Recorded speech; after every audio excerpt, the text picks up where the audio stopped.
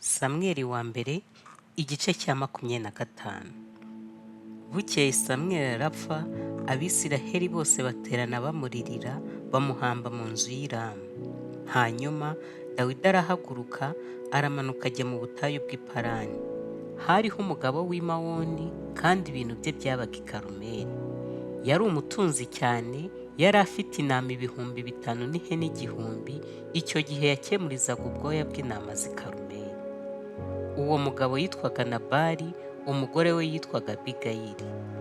Uwo mugore yari umunyabwenge kandi w'uburanga, ariko umugabo we yari umunyamwaga w'inkozi y'ibibi, yari uwo mu muryango wa Kalebu. Kandi Dawidi akiri mu ishyamba, yumva ko Nabali akemuza ubwoya bw'intama ze. Bukeye Dawidi atuma abagaragu be b'abasore 10, arababwira ati, nimuzamuke mujye i Karumeli, musange Nabali mumundamukirize. Mubwire uwo mukire muti amahoro abe kuri wowe no ku nzu yawe no ku byo utunze byose. Ubu numvise ko ufite abantu bakemura, kandi abashumba bawe babanaga natwe nta nabi twabagiriye, ntacyo bajimije igihe cyose babereye i Karumeli, baza abahungu b'iwawe barabikubwira. Aba bahungu bakugirireho umugisha, kuko tuje ku munsi mwiza. Nuko ndakwinginze, ikiva mu maboko yawe cyose abe ari cyo uha abagaragu bawe n'umwana wawe Dawidi. Abahungu bo kwa Dawidi basohoye aho, babwira Nabali mu kigwi cya Dawidi ubwo butumwa bwose uko bungana, baburangije baraceceka. Nabali asubiza abagaragu ba Dawidi ati, Dawidi ninde? Kandi mwene Yesayi ninde? Muri iyi minsi hariho abagaragu benshi bacitse ba shebuja. Mbese nende ku mitsima yanjye no ku mazi yanjye n'inyama mbagiye abakemuzi banjye, mbiha abantu nazi iyo baturutse? Nuko abagaragu ba Dawidi barahindukira, basubirayo. Bagezeyo bamutekereza uko byagenze byose. Nuko Dawidi abwira abantu bati, umuntu wese niyambara inkota ye. Nuko umuntu wese yambara inkota ye, Dawidi nawe yambariye. Abantu nka 400 bahera ko bazamukana na Dawidi bagiye imbere, ariko abandi 200 basigara ku bintu. Umwe mu bagaragu ba Nabali abwira Abigayili muka Dawidi atumva, Dawidi yatumye intumwa ze ziva mu butayu kuramutsa databuja. Ababonye arabakankamira. Kandi abo bagabo batugiriye neza cyane, ntibadukoze isoni, ntitwagira icyo tuzimiza igihe cyose twabaniye nabo tukiri mu rugishiro. Batubereye inkike ku manywa na nijoro, igihe cyose twabaniye nabo turagiye inama. Nuko none ubimenye utekereze icyo uri bukore, kuko bamaramaje kugira nabi databuja n'urugo rwe rwose. Erega umuntu w'ikigoryi nk'uwo ntawagira icyo avugana nawe. Nuko Abigayili agira vuba, yenda amarobe y'imitsima 200 n'imvumba 2 za vino, n'inyama z'intama 5 zihiye, n'ingeri 5 z'ingano zikaranze, n'amaseri 100 y'inzabibu zumye, n'imibumbe 200 y'imbuto z'umutini, abihekesha indogobe. Abwira abagaragu bati, nimujye imbere mugende, ndaza mbakurikiye. Ariko ntiyabibwira umugabo we Nabali. Nuko akiri ku ndogobe amanuka mu muhora w'umusozi, Dawidi n'abantu be bamanuka bateganya ahura nabo. Kandi Dawidi yari yavuze ati, ntukuri narindiye ubusa iby'icyo kigabo byose cyari gifite mu butayu, ntihagira ikintu cyose cyo mu bintu bye kizimira. Namugiriye ibyiza, anyitura ibibi. Niburinda gucya hari umuhungu n'umwe musigiye mu bantu be, Imana izabimore njyewe Dawidi ndetse bikabije. Nuko Abigayili abonye Dawidi, ahuta ava ku ndogobe yikubita hasi imbere ye yunamye. Amugwa ku birenge aravuga ati, Nyagasani, icyo cyaha aba ari njye gihereraho. Ndakwinginze ukundire umuja wawe ngira icyo nkubwira. Wumva amagambo y'umuja wawe. Ndakwinginze Nyagasani, we kwita kuri icyo kigoryi Nabali. Uko yitwa niko ari, izina ni ryo muntu. Nabali ni ryo zina rye, kandi ubupfu niyo kamere ye. Ariko njyewe nk'umuja wawe, sindakabona abagaragu bawe watumye Nyagasani. Nuko none Nyagasani, nk'uko Uwiteka ahoraho nawe ukabaho, Uwiteka niwe wakubujije kugibwaho n'urubanza rw'amaraso, no kwihorera n'ukwawe kuboko.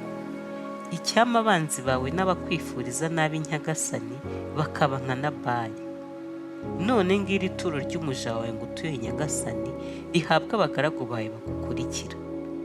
Ndakwinginze babarira umuja wawe icyo cyaha.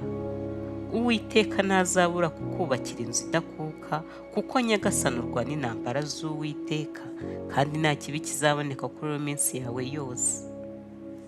Nubwo abantu bahagurukiye kukugenza no gushaka ubugingo bwawe nyagasani, ariko ubugingo bwawe buzahambiranwa n'Uwiteka Imana yawe mu mutwaro umwe w'ubugingo, kandi ubugingo bw'abanzi bawe azaburekera nk'uburi mu muhumetso. Nuko Uwiteka namara gusohoza ibyiza yakuvuzeho byose uko bingana, akakugira umutware wa Isiraheli, ntuzagire umutima ukubabaza nyagasani, kandi ngo uguhane ko wavushirije amaraso ubusa, cyangwa se kuko wihoreye ku bwawe. Nuko Uwiteka namara kukugirira neza nyagasani, uzibuka umuja wawe. Dawidi asubiza Abigayili ati Uwiteka Imana yawe yakohereje guhura nanjye uyu munsi ishimwe. Ubwenge bwawe bushimwe, nawe ushimwe, kuko uyu munsi undinze kugibwaho n'urubanza rw'amaraso, kuba ari njye wihorera ubwanjye. Ni ukuri ndahiye Uwiteka Imana ya Isiraheli ihoraho, wambujije kukugirira nabi. Iyaba utatebutse kunsanganira, bwajyaga gucya hadasigaye n'umwe w'umuhungu mu bantu ba Nabali.